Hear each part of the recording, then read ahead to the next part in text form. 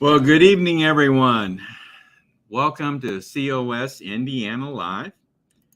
My name is Dale Parrish. I'm the State Director for Convention of States here in Indiana.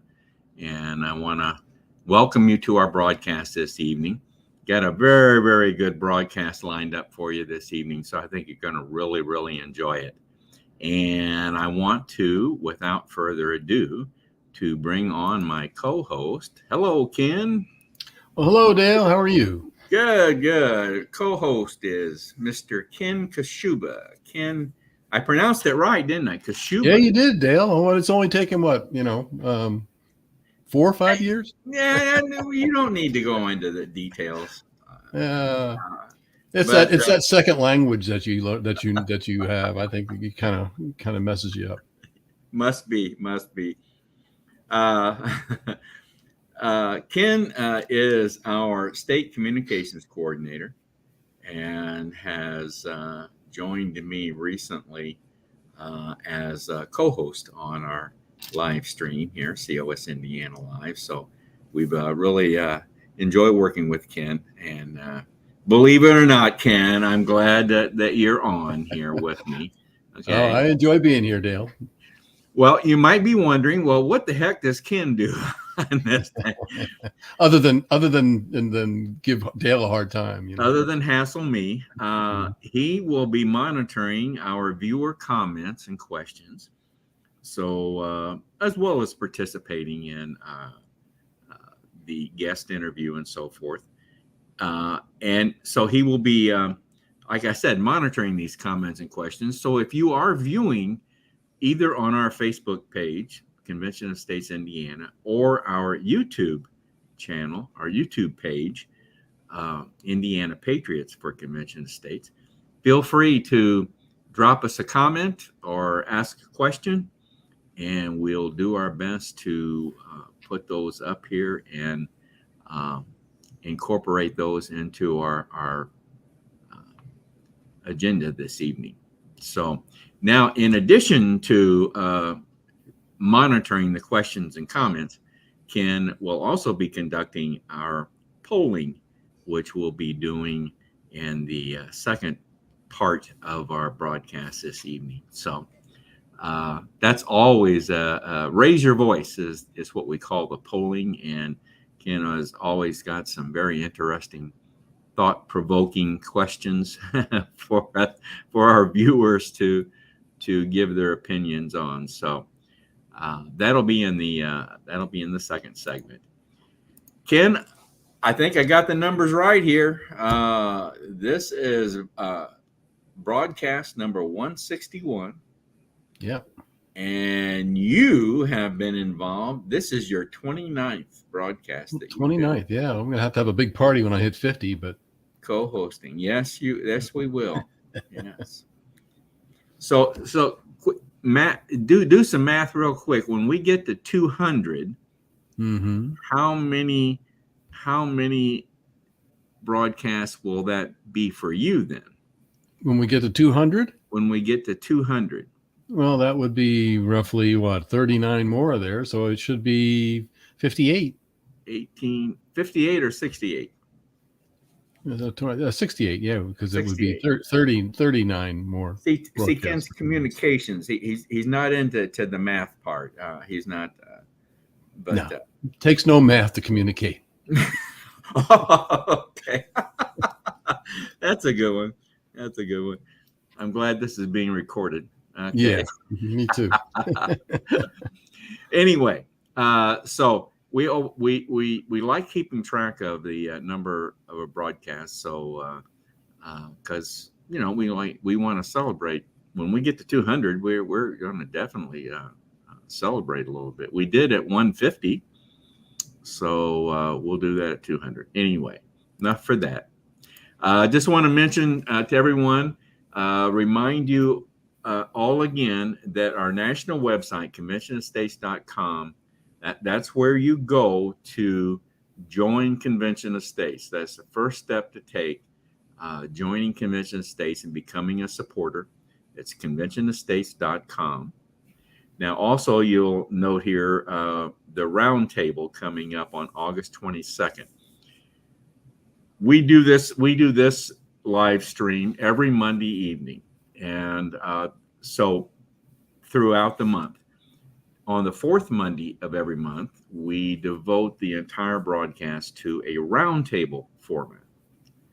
And in that format, we have participants from our executive group, as well as another guest or two, to form a roundtable panel discussion discussing pertinent topics. We've had some good ones, haven't we, Ken?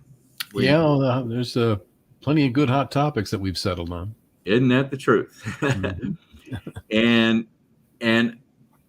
and these hot topics that Ken's making reference to, these are topics in the news, obviously, and how Convention of States ties into those topics, and the overriding, it seems, Ken, the overriding theme that Convention of States pertains so much here is government overreach. That has kind of been the main topic, right? Yeah, I think government overreach has kind of surpassed the original, financial responsibility angle that seemed to be the major concern for a good bit of time. Of course, term limits have always been. I think everybody wants to see term limits to some degree, but the financial side of things, I think and that could regain foothold the way things are going now with this new, trimmed down, Build Back Better Light program that's coming out, another billion, trillion, whatever, how many more zeros they can tack onto another bill. I think people are starting to recognize that, it's affecting us, everybody, because of inflation. But so that could retake this top spot. But up till now, federal overreach. I think I'm amazed how many hot topics we got in overreach because they just made it easy for us. It seemed like, and I'm kind of surprised, when it comes to federal overreach, how much that Convention of States has a fix for all that. So right. It's we're trying to save the country here, folks, using the Constitution to save the Constitution, and for sure. So that's the roundtable format that we utilize on the fourth Monday of every month, and coming up in August, it'll be August 22nd. Now, just wanted to mention also that our theme here on our Monday night broadcast so far this year is we've been focusing on what action can I take in Convention of States. What I got to remember to change this. What activism can I take in Convention of States is what that really should say. Better wording, Because we're trying to build an army of activists, and there are many ways that in Convention of States that you can exercise your activism, and we're going to meet a young lady this evening as our guest who is exercising one of those ways by taking on a leadership role and in Convention of States. So it may be taking a leadership role, Ken. It may be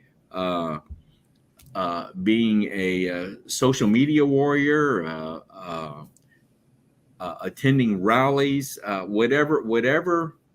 We have quite a long list of possible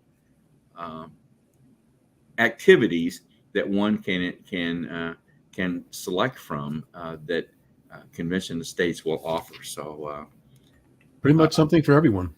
we do. Yes, we do. Bring your talent. Now, this evening, we're going to be bringing on a young lady that, as I mentioned, is taking on a role this evening. Her name is Susan Gervais. She's our newest region captain. So we'll be bringing her on very, very shortly here to introduce you to Susan. Susan is a very, very dynamic lady, and I think she's going to be doing a great job for us as a region captain. And then we have a contributor segment this evening that we'll be presenting to you. And one of our contributors is John Ackerman with, we call his contribution John's Journal. And John has presented us another great one this evening for us to utilize. And it's called, let me refer to my notes here, Allowing Others to Disagree. So I think you're going to enjoy that one too. And then we have another one from our buddy Marengo Mike. So we'll be playing him a little later on too. So now, in the second part of the broadcast tonight, Ken, you want to talk a bit about what you're going to be doing? Sure enough. Raise your voice. That's Marengo will bring that segment on, and as usual, it's people that are out in viewer land, whether that's on YouTube or Facebook. With your smartphone, you can plug into our polling, and tonight we will once again be bringing in starting off with a quiz tonight. So that was quite a popular segment once we got it to run. And so we'll be doing another quiz tonight and a couple of questions. And as always, I'll go ahead and show you the QR code. So if you've got your smartphone handy, we can get that up for you here shortly and get the QR code. I hope the quiz is not too difficult, is it? Well, I know we stumped you last time, Dale. Yeah, you did. You did. We stumped you last time, but that should be the stumping me, didn't you? You thought that was fun. Yeah, I thought whenever I can stump the state director, I'm earning brownie points. Yes, so, yes, you are. You think you are, huh? Okay. Yeah. So, how's that QR code look to you, Dale? Can you get your phone on that? I don't see it. I don't see it. No. You don't see it? Okay. Let me see. We got share our screen, and it should be sharing, but we'll go back here and start over. See what happens. We have had problems with the right slide showing on that QR code at times, but so you can only see me at this point, but I'll go ahead and stop sharing on this end and go back to StreamYard once again, and we should see it now. There we're coming. Now we're coming. Now we got it. Now we got it. There's the QR code. So if you got your smartphone, just go ahead and snap that, and you'll be ready to roll. And if you have a laptop or an iPad that you're working off of, just go to slido.com. And tonight's number for the quiz for the polling is number 4190754, and that'll get you in as well. And I always like to mention, Dale, that these polls are good right on up till I think Wednesday morning each week. So if you miss it and you want to jump in, you can still throw your 2 cents in after it's over, as long as you've logged into the setting there. So, Ken, I am noticing QR codes more and more prevalent throughout. I'm sure you are. Yeah. Yep. I mean, they were popular. They were popular years ago. They really came on the scene years ago and kind of splashed on and then kind of disappeared for a while. And then, of course, I think the thing with COVID and everything is just it's brought up the popularity of QR codes back, and then they can do so much more with them now. Yeah. Great. It's unbelievable technology, really is. Yep. All right. Okay. Well, that'll be in the basically the second segment of the broadcast this evening, and we've had, like Ken said, we've had some really good response to this raise your voice segment and the polling. So I think you all are going to really enjoy that. So that'll be in the second segment. All right. Well, let's get started, Ken. As I mentioned, we're in this mode of convention of states and activism, and how the two tie together. Okay. And this evening, we're going to introduce you to a young lady that has become our newest region captain, and her name is Susan Gervais. So let me bring Susan on up here. Here she is. Hi, Susan. Hello, Dale. Hello, Susan. And good to see you. As I told Susan in our rehearsal that we're going to pretend like we haven't seen each other in a long time, you know. So be happy to see each other, but we are happy to see her. So of course, it's always good to have a flower between the thorns. That's Thank true. you for calling me a young lady. There you go. There you go. See, that's how you get brownie points. That's right. That's right. Sweet talk. You know, young lady, you know, blah, blah, blah. All right. He didn't become state director for nothing, Susan. I can tell. We won't go there. Talent. We won't go there. Okay. I mentioned, Susan, that you're our newest region captain, and you're in Region 1. Yes. And we're going to ask you very shortly here to kind of geographically define that region for us. But basically, what you're up in the northwest corner of the state, right? Basically, the very top northwest. You can't go any farther north and west. Okay. Yes. Well, we'll give you the opportunity to geographically better define that. But yeah, that's a tough area of the state. Always has been. Mm-hmm. So we're glad to have you up there. Glad to have you up there. Thank you. As I mentioned to you when I invited you on, one of the first things we ask of any leadership individual that we bring on the broadcast is to tell us your COS story, not your life story, but the how, when, where you got involved with Convention of States. Those of us that have been in Convention of States, we all have a story. Every one of us has a story. And there's some similarities, quite honestly, between the stories. But anyway, I don't want to take away from what you're going to talk about. So tell us your story, Susan. Okay. So in order to draw the reason for me coming to COS, you have to know the unrest within me because of the USA that I once knew. And I know this is not a lifetime story, but being raised during a time when there was a lot of bravado about America, where everybody loved America. We were very proud of the fact that the war went our way, and we were manufacturing everything. Everybody was working.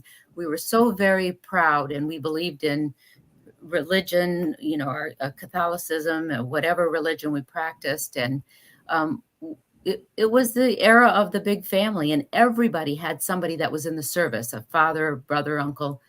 So there was a lot of feelings of self-satisfaction about who we were. We were always told we were blessed to be in America, and we believed that. We knew that. The enemy was out there. The enemy was not within. And so the contrast that I see now is stark. And one day you wake up and you say, when did all these changes happen? And how is it that nobody was guarding the hen house, or the fox was guarding the hen house? It's because so many things happened slowly, and it snowballed into a giant government.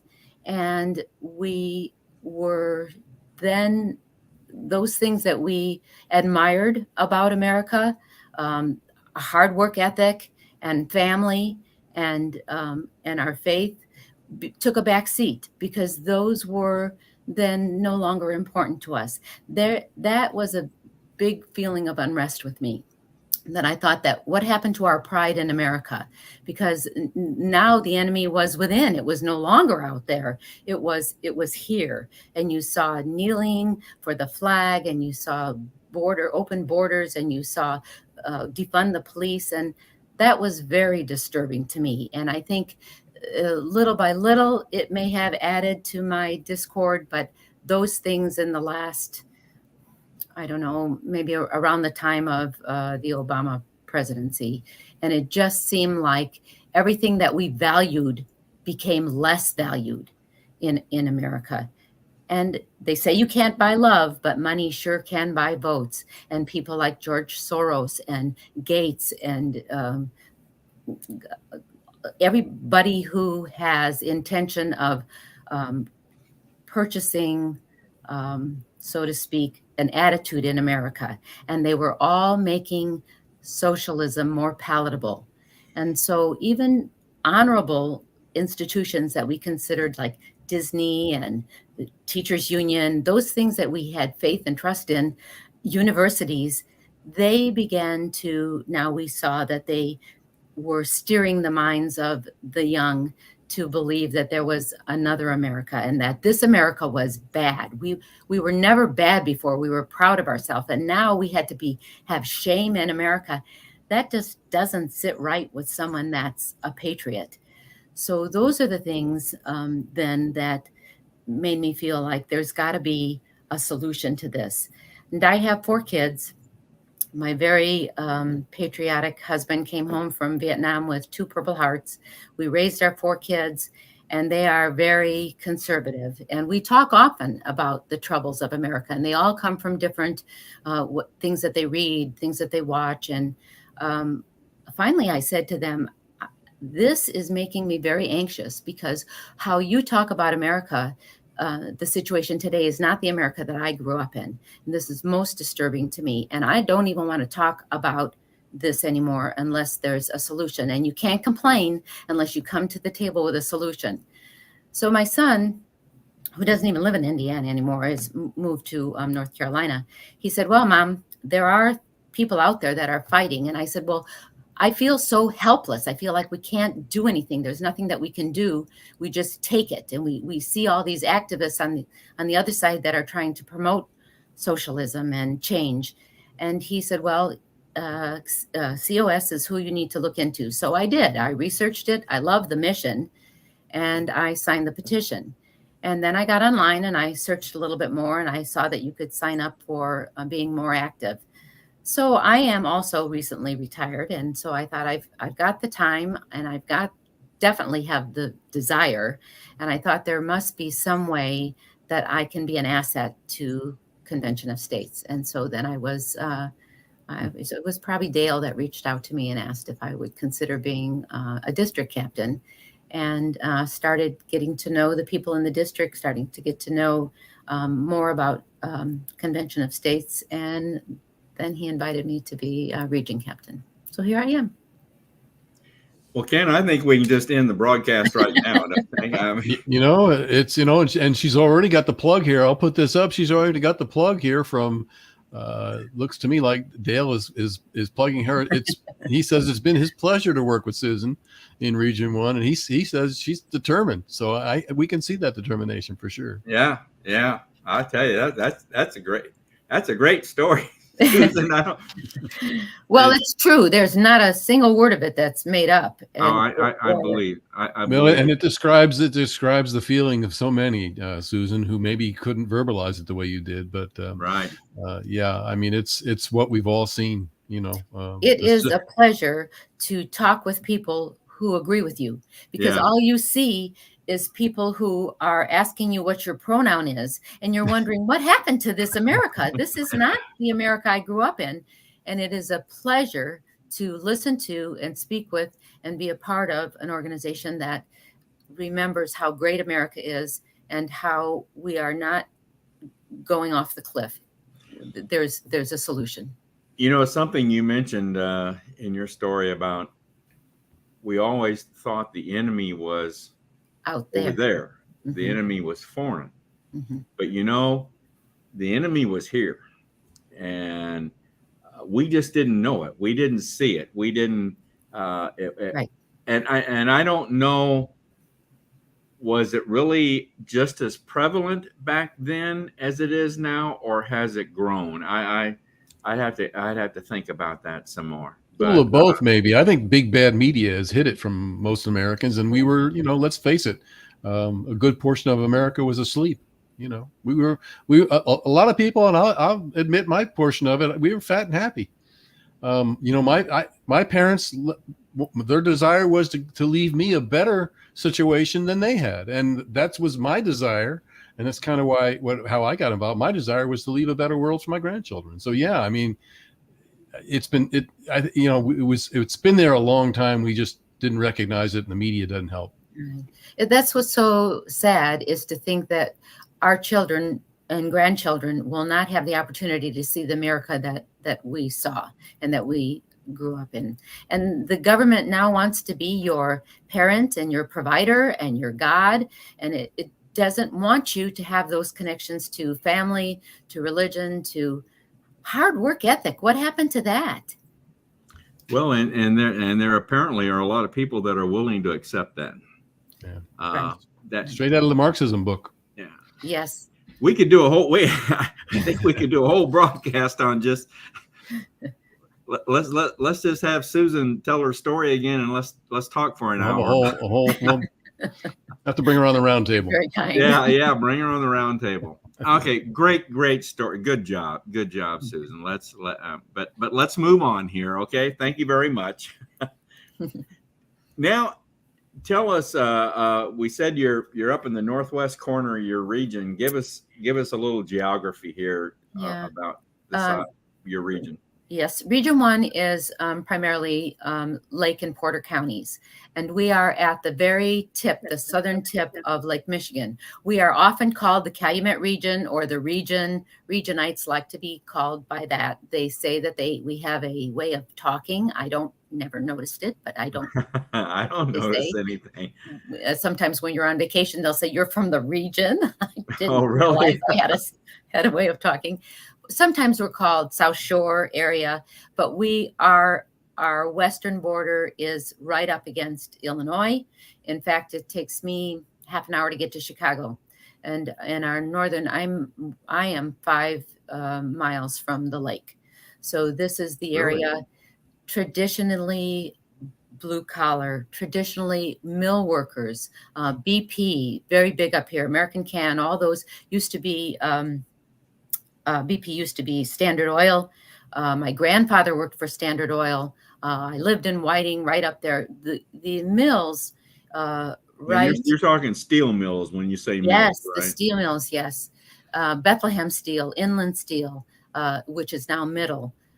They needed to hire great amounts of people, even built homes for them back in the 30s and 40s so that they would move in and work at the steel mills. So we had a great influx of blue collar workers that came to work in the steel mills. And they loved the FDR New Deal, and they loved the fact that he was protecting unions, and that unions would protect them from unnecessarily discharging, blackballing, those kinds of things that went on at that time. So, but I do believe there's hope for this area, because now with foreign steel, some of the steel mills have closed, some have combined, more white collar businesses have moved in. Healthcare is huge up here, lots of healthcare businesses of opportunities, job opportunities. And so it is not as acute that these are steel workers up here and those people who hold on to their thoughts about a union. And these feelings are passed on generation to generation. We still have friends who say, oh yeah, I'm going to vote Democratic because they'll protect the union. You don't even need a union anymore. There's laws now that prevent you from these things that people were afraid of before. So what are some of the key towns in your region? Yes. Right up by the lake are Whiting, Hammond, Gary, East Chicago, those people who were very severely hit when the mills started slowing down. Right. So there was a lot of depressed areas in this region. Okay. A lot of people moved south into more affluent areas after the mills were closing. And now we have a lot of influx from people moving out of Chicago. They don't like the taxes. They don't like the riots. They don't like um, Crime. crime. Violence. Yes, Mm. basically. And so I would say every third or fourth license plate you see is Illinois. So Really? there's a lot of people moving here. Now, I don't know if they're coming with their ideals or if Yeah. they're going to adapt to, Right. Northwest Indiana's That's feeling. always You need the to put that big billboard up there, Susan, that says, leave your ideology in Illinois Yes, when you cross the border. right. danger. Similar to Californians going to Arizona. They say the wall ought to be built between California and Arizona. I need a wall between Illinois and Indiana. I love Illinois people. I have great friends in Illinois, but the politics in Illinois is profound. Yeah. So. Okay. All right. Well, tell us about the districts that comprise your region. Right. So the districts, very simply, they go from 1 to 19, but there's not 19 districts. There's 14 districts because a few of them are outside of our region.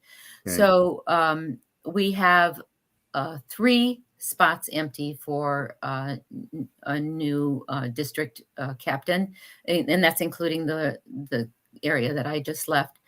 And so I'll be looking for those people. I think people don't know enough about COS. My son from North Carolina had to tell me about COS. So people don't know. There's not enough information. There's not enough people to spread the word. And that's my mission. All right. Okay. All right. Good. Well, tell us a little bit about your personal background. Okay. So we had 4 kids, and I went to school while I was raising kids and went into nursing. I have a Bachelor of Science from Purdue University, and I have a healthcare administration master's from Indiana University. I thought at one time I wanted to be a midwife, and I took some classes at U of I, but that didn't pan out. So I very early in my career went into management and have been in management for 40 years. I'm sorry, been a nurse for 50 years. Management for 40. All right. Wow. In the now, you, I don't want to. I shouldn't do that. You live in the Griffith area, right? I do. I live in that area. Have you always been work wise? You've been in that area? Yes, well, no, for a while I did work in Chicago. So I worked at my first job as a young nurse. I worked at St. Catherine Hospital, and I was a floor nurse. I ended up as director of obstetrics and then a director of a newly formed same-day surgery. Back in those days, that was just the up-and-coming department. And from there, a couple of other home care and that type of thing. And then I went into management with Omnicare. Omnicare is long-term care pharmacy, and they are national. And we had quite a large pharmacy here. I started out as director of nursing, teaching IV starts and education, and I ended up executive director. So I was there for 18 years. I left and I went to, they started to downsize. They had a different business model. And so I left and went to Lakeshore Bone and Joint, and I was COO there for 7 years until I retired. You probably don't have any opinions on the healthcare industry. Oh, today. yes. I mean, it's probably this, you don't even pay attention to it anymore, do you? I'm just joking. Yeah. The biggest thing that I object to, which nobody else even thinks about, is the fact that almost all of our doctors now are working for hospitals. This is step 1 of one caregiver. And my daughter is a nurse. I'm very proud of her. And she had to write a paper one time. And so we were kibitzing on that. And we talked about how this was the step towards a one payer source, all the doctors working now for a hospital. You can't get a doctor that is working for himself and considers you his patient anymore. It's the hospital's patient. Yeah. And so she wrote a paper, and it was about that. And her teacher was very upset with her, and she had to change a lot of things that said, well, we don't know, but perhaps it could lead to one payer source. And I said, you can't fight it. You just write it the way they want it. get your grade. Get your grade and get out of there. Yeah. Mhm. Yeah. All right. All right.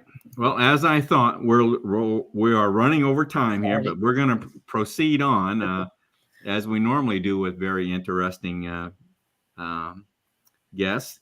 So, give us a quickly what you mentioned a few of these already, I think, Yes. but what are some of your priorities as a region captain? Okay. Well, I had a wonderful mentor. Dale was excellent, and Dale started. Now she's not referring to me, although I Dale guess, Tipton, yes. but you're excellent too, It's because you Dale called me a Tipton. young woman. So Dale Tipton started a breakfast meeting, a social breakfast, and I got to get to know a lot of the people in my area who are the captains in the region, and that was very helpful. But I think that we need to spread our wings. I think that we need to get our tentacles into a lot of those homes that don't know how to save America, don't even know that it needs saving. And so that would be a priority. I think our region, because we call ourselves the region, could have a personality on its own that would be very pro COS and pro Save America. I see that these are very active people, and I've talked to a few people in the last few weeks, and I think that when people learn about it, they want to be involved in it, and that's, I think, what my mission will have to be. All right. All right. Good.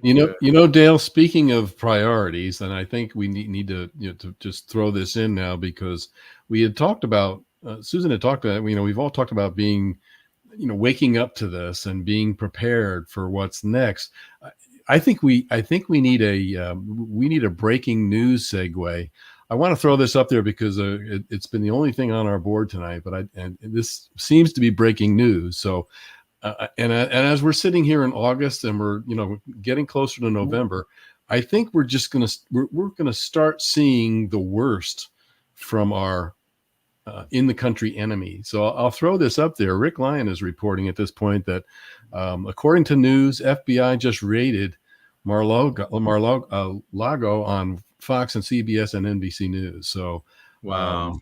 This is part of, I think, what we're going to be seeing as they bring out all the guns, because I think they feel, they feel the country's onto them, and I think a majority of the country at this point is onto them. So, just wanted to bring that up, and if there's something else that you want to comment on that, I just had to throw it up there. I believe that the media is responsible for a lot of that, and the reason the media is responsible for that is because they're being bought by George Soros and others, but mostly because you can only give so much to someone's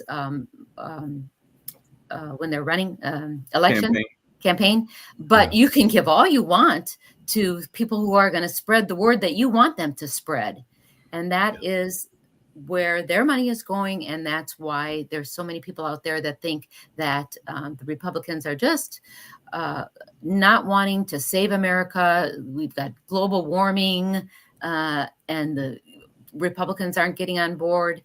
I believe that is the media's fault. I believe that's true. Well, that'll be quite a news story to follow. My goodness. And so many of our leaders are owned at this point. I think that's another huge problem in our system is who owns who, and unfortunately we don't have people that money talks. Money talks. Follow the money trail. Mm-hmm. Well, let's jump further down here, Susan, and tell us about, you got an event coming up. I do. Tell us a little bit about this. So in my hometown right now, Griffith has an annual Rock and Rails Festival during the weekend of the Labor Day. So it is Thursday the 1st through Sunday the 4th, not actually on Monday the Labor Day. But what they have is bands, constant bands on the big stage. They close down 3 streets of Broadway, 3 blocks of Broadway. They have a car show on Saturday. They have lots of food vendors, lots of other vendors, anybody that wants to sell something, or not-for-profits. And so I've never seen a COS booth there. I think we will get a lot of attention. So we are setting up. I'm asking for volunteers, and we will be there from pretty much start till close, unless I see that by 11 o'clock everybody's just listening to music and drinking and not coming around the booth. So I'll be there as long as possible. Great. So I might mention, folks, if anyone's got any, if anyone would like to volunteer for Susan, or have any comments or any suggestions or questions about the broadcast, you can contact us at raiseyourvoicecos@gmail.com. That's raiseyourvoicecos@gmail.com. Might go ahead and put that out there. Susan, let's wrap this up. I always like to kind of close the interview on the note of self-governance. And, I think you're certainly exhibiting the self-governance that's all part of Convention of States. Yes, I think that I think that this is a concept that needs to expand, and that the way that you expand it is to give people back their pride in America, and let them know that by bringing those decisions back to the people, we will regain our self-pride, and we'll be one America again. And we can make sure the enemy is out there, and that everyone here will be on the same page. We are so divided, but if we can govern ourselves, and we can say that this is our America, we take back America, I believe that the media will settle down, and the enemy will again be out there. All right. Ken, got any other comments or questions for Susan? Just a comment concerning her event this week. Bob Exter 11 says, "I will be there." Excellent.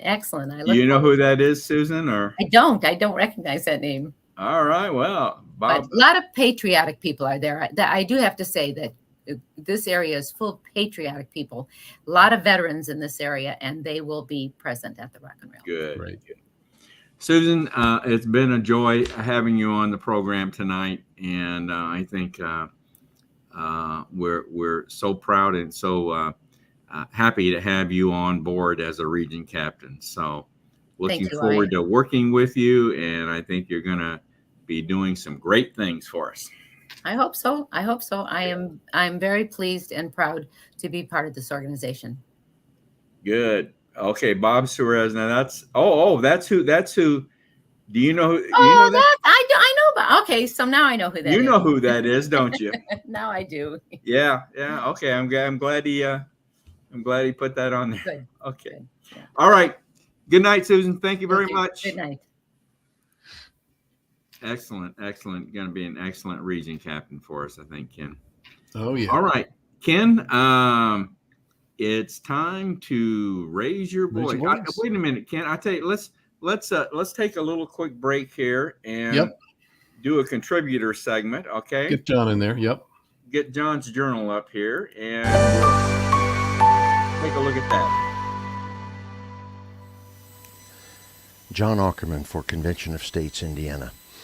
You know, every once in a while, I think of something and I say, this must be a brand new thought. Nobody in the world has ever thought of this before. But in my more sober moments, I realize there's hardly a brand new thought. Most things that I think of have been thought before by someone else. And here's one of those things. I never thought of this on my own, but I saw this on social media recently. Some guy who I don't even know, his name is Douglas, he posted, "If I cannot allow others to disagree, if I will not permit other opinions to be expressed, if I'm determined to silence any voice that differs from mine, then what I reveal is not confidence in my beliefs, but fear and arrogance. Yeah, I've taken that to heart. In days gone by, when I got nasty replies to my social media posts, I would delete them. But I guess maybe I've matured, mellowed, or something, because I no longer delete them. Reason number one, what Douglas wrote that I just read. I must allow others to disagree. Otherwise, I'm responding out of fear and arrogance. Otherwise, I don't have confidence in my own ideas. So let the disagreements flow. That's where minds meet and where truth emerges. Reason number two that I no longer delete those things is that I've learned that the social media algorithms increase views.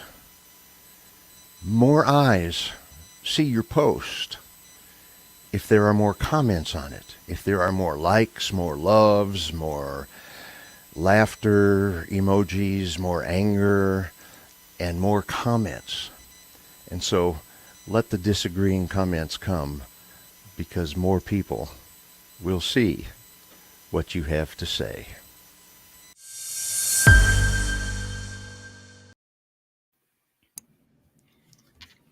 Well, always enjoy a contribution from John. I tell John's you. insights. Yep. Yeah. Very good. He's got a lot of insights. He sure does. He's provided to him. Well, Ken, it's time for Raise Your Voice. So you want to get Maringo Mike going? I think he's been waiting in the wings. Here's you. Scan the code and join the fun. It's your turn to be heard.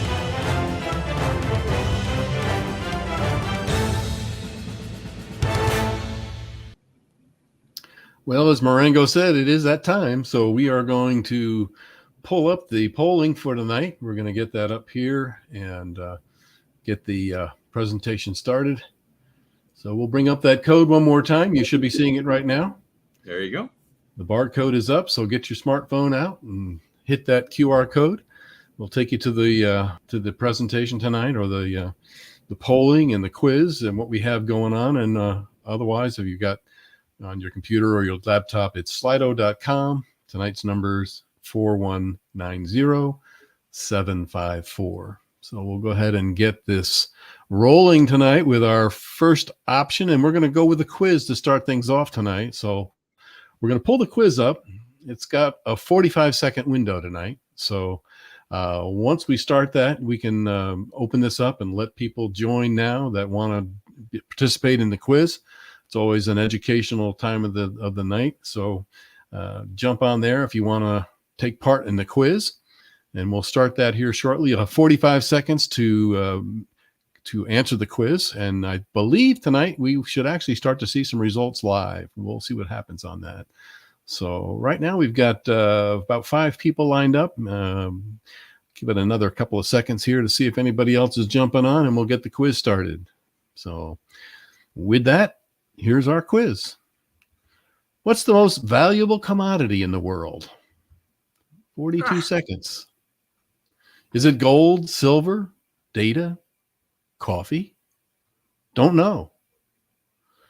Looking for some answers on that. What is the most valuable commodity in the world? Dale, I believe you're invested in gold, aren't you, Dale? No, no, I'm not, Ken. You're not. Okay. Don't have any silver either. Now, a commodity is a thing, isn't it? Isn't it a? Well, it's a commodity is something that can be bought and sold, right? I guess so. Bought sold. Well, look at that. I am surprised. 100% of the people have answered data, and you know what? That's the correct answer. It is, huh? Wow. That's the correct answer. Yes, it is.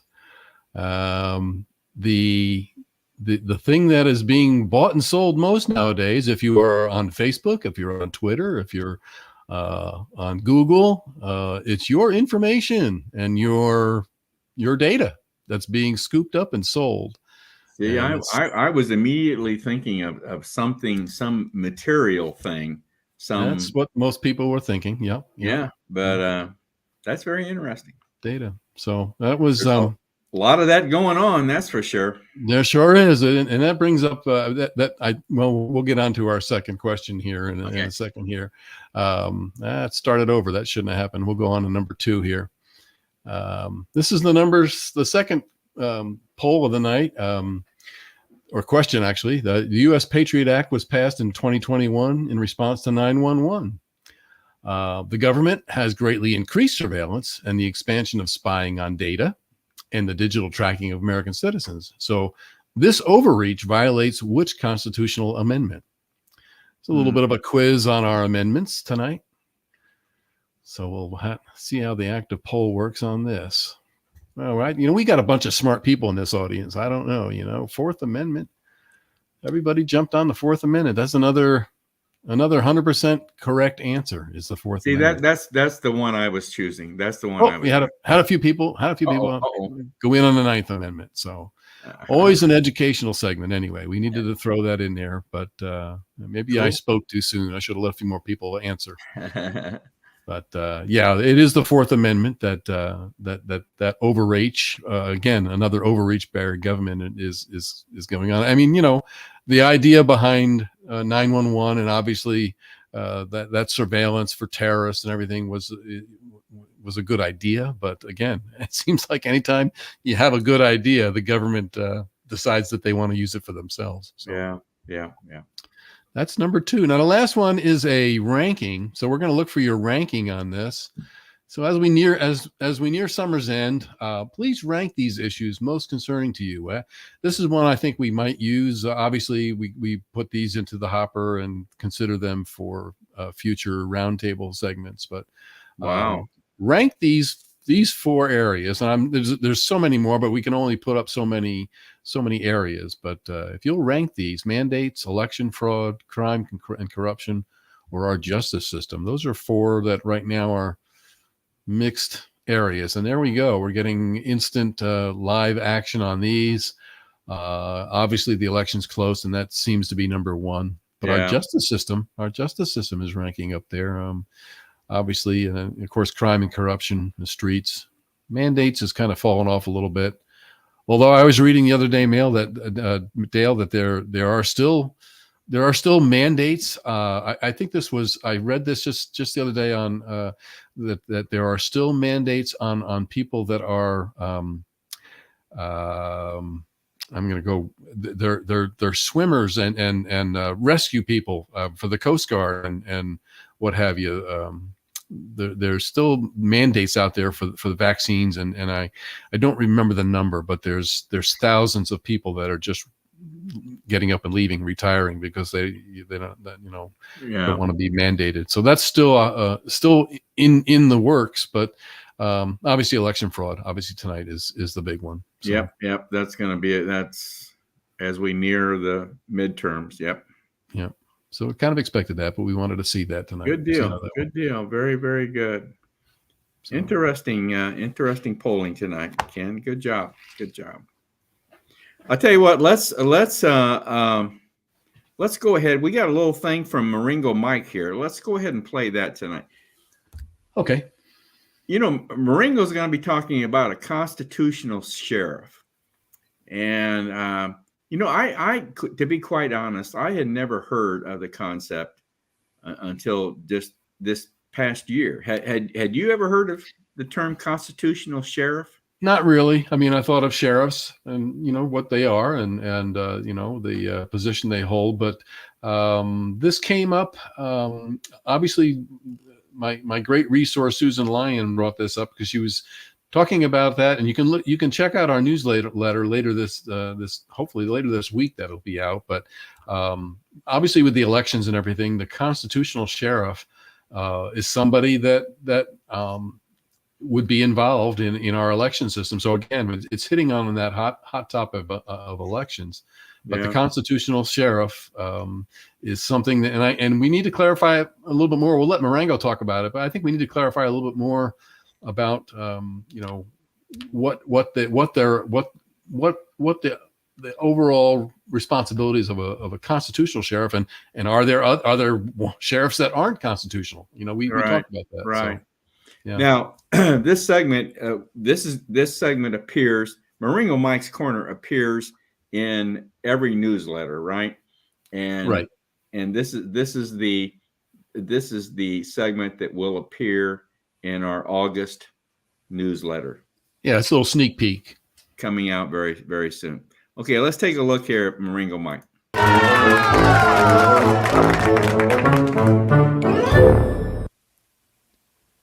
Hello, and welcome to another Marengo Mike's Corner. Today, we are visiting our local sheriff's office to ask a very important question, especially with elections coming up this November. We wanted to ask our sheriff here whether he's a constitutional sheriff. Well, thanks for coming by, Marengo. But before I answer your question, I believe it's important that the people know the definition of a constitutional sheriff.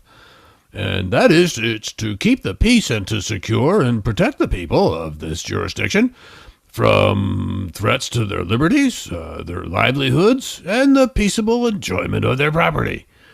And that nature of the solemn oath requires that the actions of my duties, they must conform to the Constitution of the United States and the Constitution of this state. So to answer your question, yes, I am a constitutional sheriff because I believe the American people need to have the trust and confidence in their election systems. Well, there you go. Another educational moment from Marengo Mike's Corner. And one question you need to be asking of your local sheriff. So, that'll do it for this month. Hope to see you again next time. From Marengo Mike's Corner, bye-bye now.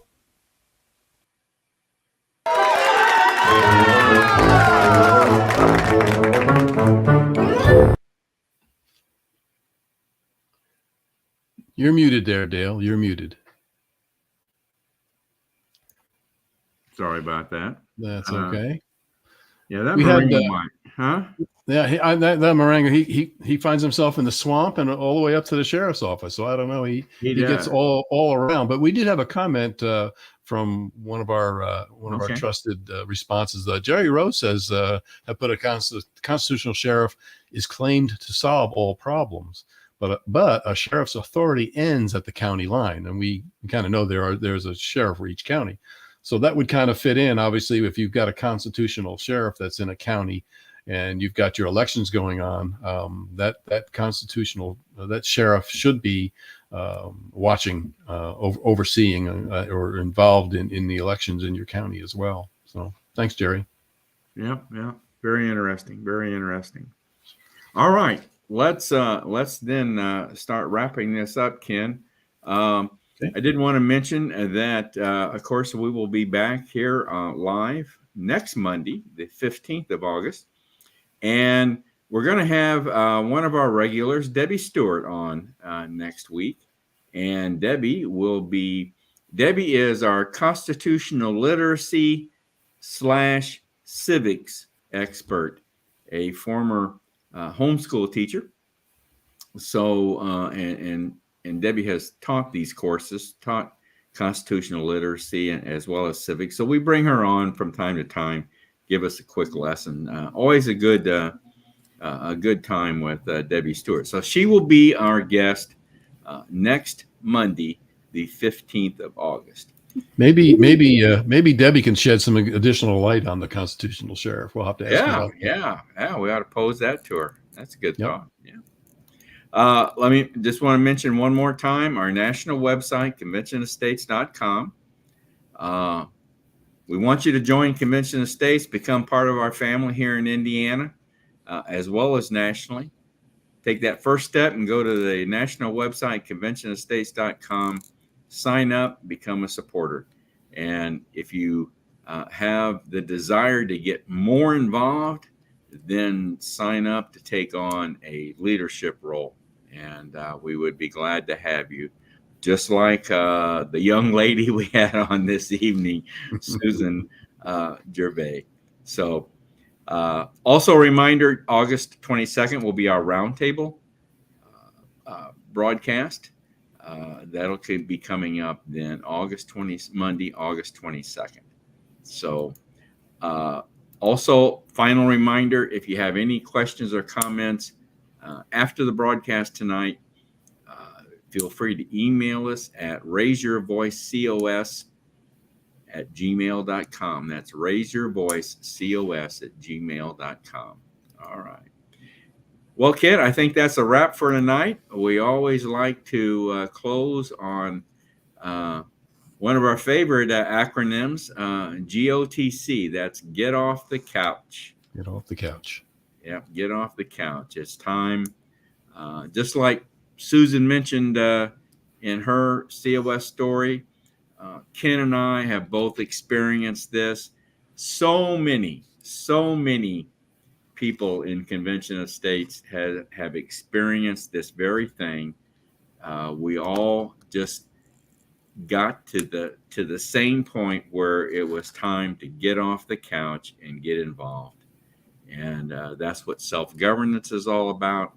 That's what being an activist is all about. And that's what we are all about in Convention of States. We're using the Constitution to save the Constitution in this country. Ken, anything else that you want to mention tonight? No, I think you've covered it all tonight. We've had another good program. I enjoyed listening to Susan, and yeah, I think all I can say is it's been another good night. Very good, very good. Well, good night, everyone. Have a good evening. See you next week, same time, 7 p.m. Eastern. Thank you. Good night, everyone. Good night.